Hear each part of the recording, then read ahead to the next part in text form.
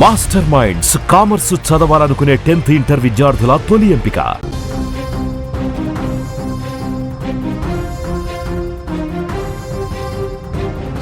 తన జీవితం మొత్తం ఆర్టీసీ డ్రైవింగ్కే అంకితం చేశాడు శంకర్ గౌడ్. దాదాపుగా 25 ఏళ్ల నుంచి డ్రైవర్గా చేస్తున్నాడు. కానీ సొంత ఇల్లు కూడా లేదు. మంచితనానికి మారుపేరుగా ముద్ర వేసుకున్న శంకర్ గౌడ్ కుటుంబం కోసం ఒక్క పైసా కూడా వెనకేసుకోలేదు. 25 ఏళ్లు బస్సు స్టీరింగ్ పట్టి లక్షలాది మందిని సురక్షితంగా గమ్యస్థానాలకు చేర్చిన ఆ చేతులు నేడు విగత జీవిగా మారాయి. ఆయన భార్య కన్నీటి రోదన చూస్తుంటే గుండె తరుక్కుపోతోంది. మా ఆయన 30 సంవత్సరాల నుంచి ఆర్టీసీలో చేస్తున్నాడు.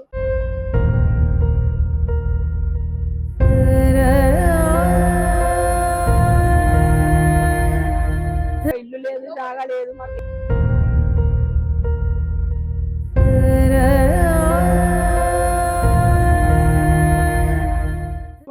లేదు. మాకు ఇల్లు లేక నా బిడ్డ అల్లింటి కాడ వేసుకుని వచ్చేవాడిని.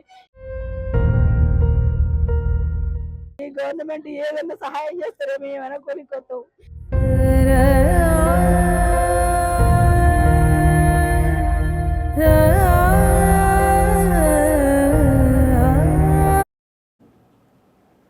శంకర్ గౌడ్ భార్య మాటల్లో వినిపిస్తుంది కేవలం దుఃఖం మాత్రమే కాదు, ఒక నిస్సహాయత.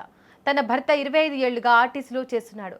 కానీ మాకు ఒక సొంత ఇల్లు కూడా లేదు, గజం జాగ కూడా లేదు. మేము పేదవాళ్ళం, మాకేం లేదు అంటూ ఆమె పడుతున్న ఆవేదన ప్రతి ఒక్కరిని కదిలిస్తోంది. తన భర్త కష్టాన్ని నమ్ముకొని బతికిన ఆ కుటుంబం నేడు యజమానిని కోల్పోయి వీధిన పడింది.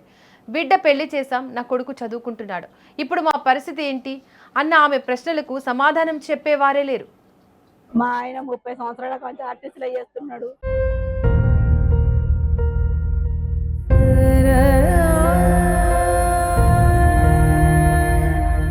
ఇల్లు లేదు, జాగా లేదు, మాకేం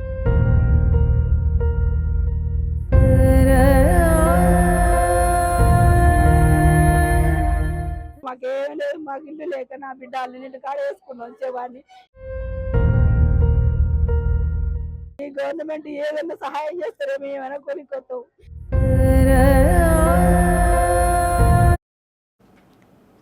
గత కొద్ది రోజులుగా జరుగుతున్న ఆర్టీసీ సమ్మె శంకర్ గౌడ్ను తీవ్ర మానసిక ఒత్తిడికి గురిచేసింది. తన తోటి కార్మికుల భవిష్యత్తు ఏమవుతుందో, ప్రభుత్వం తమను గుర్తిస్తుందో లేదో అన్న టెన్షన్ ఆయనను నిద్రపోనివ్వలేదు.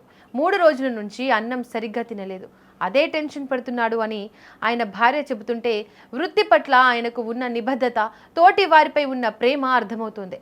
డ్యూటీకి వెళ్తున్నానని చెప్పి వెళ్ళిన మనిషి ఇలా శవమై వస్తాడని ఆమె కలలో కూడా ఊహించి ఉండదు. మా ఆయన 30 సంవత్సరాల నుంచి ఆర్టీసీలో చేస్తున్నాడు. ఆయనకు చేస్తేనే పని, లేకపోతే లేదు. ఒక ఇల్లు లేదు, జాగా లేదు, మాకేం లేదు. మేము పేదలు కదా, మాకేం లేదు. మాకు ఇల్లు లేక నా బిడ్డ అల్లింటి కాడ వేసుకుని వచ్చేవాడిని. ఏం లేదు, ఆర్టీసీలో చేస్తున్నారు కానీ లాభం లేదు, ఏం లేదు. నా కొడుకు చదువుకుంటే కానీ వానికి కూడా ఏం లేదు.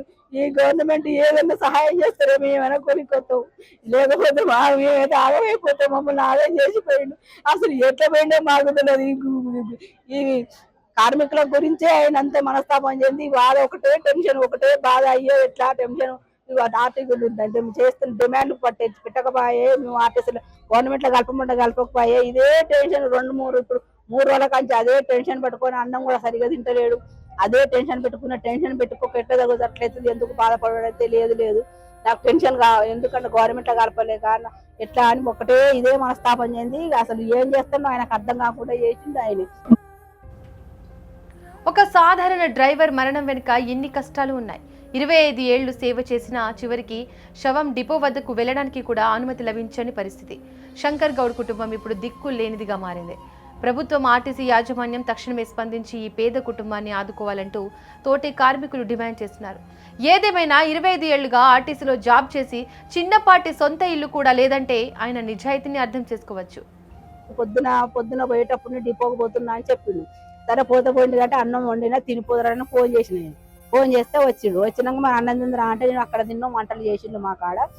నేను కొంత సల్ల తాగిస్తాను, సల్ల తాగినాక కాసేపు పడుకోండి, సాయంత్రం పోదరని చెప్తే లేదు అక్కడ అందరిలో నేను పోవాలని కథం డ్రెస్ వేసుకున్నాడు. నేను కూడా వస్తాపా మీ వెనకాల, నేను కూడా ఆడనే ధర్నా చేస్తాపా, మరి మీరు ఒక్కరు ఎందుకు పోవాలని నేనంటే నువ్వెందుకు రావడం, నువ్వేమన్నా వస్తుడు అవసరం, నువ్వు సాయంత్రం వద్దులే, నువ్వు ఇక్కడే ఉండు అని నన్ను అసలే రాణిస్తలేడు.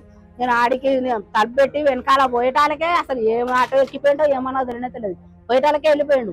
నేను నాకు డౌట్ వచ్చి ఆర్టీసీ వాళ్ళకు నెంబర్లు చూసుకొని ఫోన్లు చేస్తున్నా, బియ్యం వాళ్ళకు ఉంటారు కదా అందరికి ఫోన్ చేసి, సార్ ఇట్లా మా ఆయన మనస్తాపం చెందిండు, మన ఆయన ఏమైనా చేసుకుంటాడో ఏమైనా బాధలు చూస్తాడు కూడా కనిపెట్టాలి అని చెప్తే అప్పటికే అయిపోయింది మమ్మీ, ఆయన పెట్టే వస్తే కళలో పెట్టుకున్నాడు అని చెప్తే బయటకి హాస్పిటల్కి వేసుకుపోయలేదు, మొత్తం కాలేదు ఏం కాలేదు అని చెప్పిండు వాళ్ళు. చూస్తాడు మొత్తం కాలింది, సృహ లేదు, మాట్లాడతలేడు, ఏం చేస్తలేడు. మంచిగా ఉన్న మనిషి ఎందుకు పోయిండు, ఏం పోయిండు, ఆర్టిస్టుల గురించే బాధపడి 3-4 రోజులు అదే టెన్షన్ పెట్టుకున్నాడు ఆయన.